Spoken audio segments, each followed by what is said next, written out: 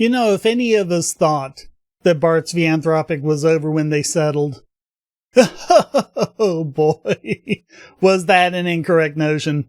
And as I predicted early on, these cases have ended up not being about authors. They've been about the big publishers, making money for them, making money for the lawyers, and the authors kind of getting pushed to the side. And I've mentioned in particular what a problem that is with class action lawsuits, but here we've been wondering, this class counsel, the lawyers who are supposed to be representing the class, are they stupid? Are they incompetent? Are they corrupt?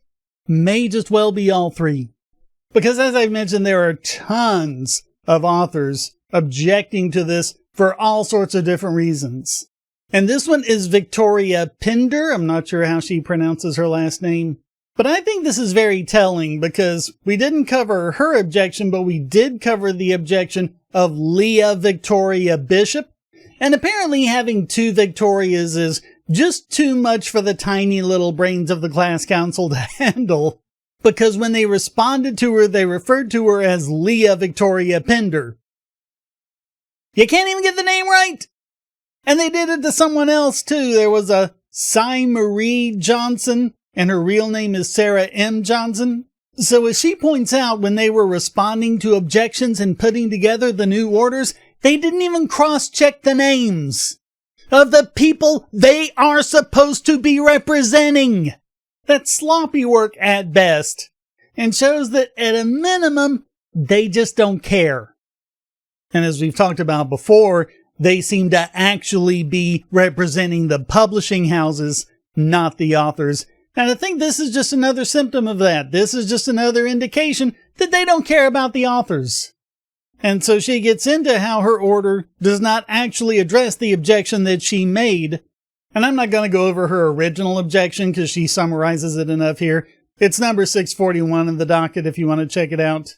And then the proposed order she's objecting to is number 646. This is number 648. And she starts off covering in the proposed order why her objection isn't really an objection after all, where they say any author or publisher can register their work on an individual basis. Accordingly, the class definition does not exclude independent authors, small publishing houses, foreign publishers, or non-English authors. And she responds, this is non-responsive. Ms. Pinder's objection does not contend that the class definition excludes independent or small press authors. Her objection contends that the settlement methodology unfairly undercounts and undervalues the work of authors who utilized group copyright registration, a method that was lawful and expressly permitted by the U.S. Copyright Office at the time of registration. So you write 40 books, you publish them 40 times, you have 40 claimable works, if you registered them all separately and independently with the Copyright Office. But if you take advantage of this group registration and publish all 40 of those books under that, that only counts as one work. That is the nub of her objection, and that's what she says is unfair. Class counsel's response amounts to, the author could have registered her books individually. That is the very point of the objection. The settlement creates an arbitrary distinction between authors based solely on which lawful registration method they chose. Each book was a separate file. Each book has independent commercial value. Each book has its own ISBN or ASIN as required by the class definition. So they should be separate works, and her portion of the settlement should be based on her writing 40 books, not one. The proposed order does not explain why the settlement should treat lawful group registered works differently from individually registered works, other than we want more money for our real clients, the publishers. It simply observes that Ms. Pinder could have made a different filing choice years ago. That is not a reasoned response to a fairness objection. It is a non-answer. Probably because they don't have an answer because they don't have a leg to stand on. So Ms. Pinder respectfully requests that the court correct any reference to the name. Spell her name right at least. Jeez. Confirm that she's a class member with standing to object. Decline to overrule her objection on the grounds proposed by class counsel, which do not address the substance of the objection.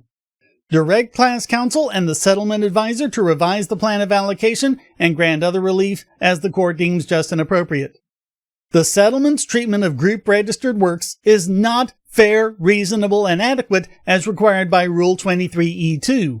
The methodology arbitrarily collapses dozens of distinct, individually published, separately infringed books into a single claimable work based solely on a lawful registration choice made years before this litigation.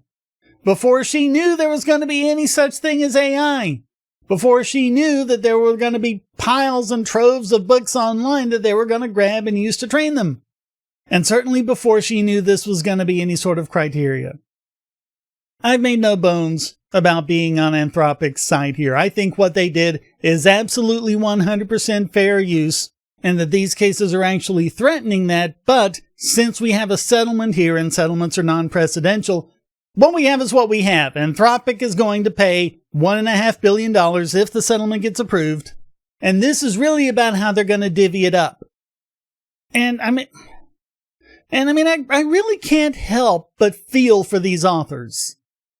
Because they were sold a bill of goods. How would you feel if the lawyers that you hired to represent you actually tried to take most of your settlement money away to give to someone else? That's exactly what's happening here. Make no mistake. You're an author, you went through all this, you got this big settlement, then all of a sudden the big publishing houses come sauntering in, and now your own lawyers are giving them half the money. And taking 13% for themselves, I believe it is. And then pull crap like this to try and worm their way out of it. The class counsel is not representing authors as they should be. In my opinion, they should be taken up to the bar. And this whole farce should be dismissed, really. Because that's what it is. It's a complete farce.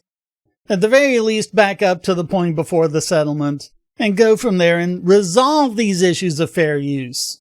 Because that's what's kept these cases going on and on and on and on and on, including many of them in the Ninth Circuit. And if we had at least had clarity from the Ninth Circuit in that interlocutory appeal, a lot of these cases would be over, one way or the other. This very settlement is what put a stop to that, which is why they're settling for such a tiny amount compared to what they claimed the actual infringement was. They settled for less than a penny on the dollar because it was clear that they had a really good chance of losing up at the Ninth Circuit. So now these authors are getting a pittance compared to what they feel they actually owed, and then the publishers are coming in to take half of that, and the council is siding with them. It is atrocious. But it's not an abuse of copyright because it's what copyright has always been about, going all the way back to the Statute of Anne in 1710, I believe it was. It was never about protecting authors. It was about putting authors under the yoke of publishers. Look it up. It was true then. It's true now. Copyright is a con, and authors and artists and recording artists and any other creatives are the ultimate victims of it. Thank you so very much for watching. Comments for the Comment God, shares for the Share Throne. Please hit like, subscribe, and the bell. And of course, donate Dopagosity.tv to keep me doing what I do. Check that out. You can make one-time donations with PayPal, Cash App, Venmo. I think PayPal and Venmo are the same thing, actually. But either way, there are options including cryptocurrency or become a regular supporter with Patreon, Subscribestar, or Discord. Get these videos early and ad-free, and check for other benefits as well, such as live streams and AMAs. Thank you so very much for watching. Until next time, stay strong and be free.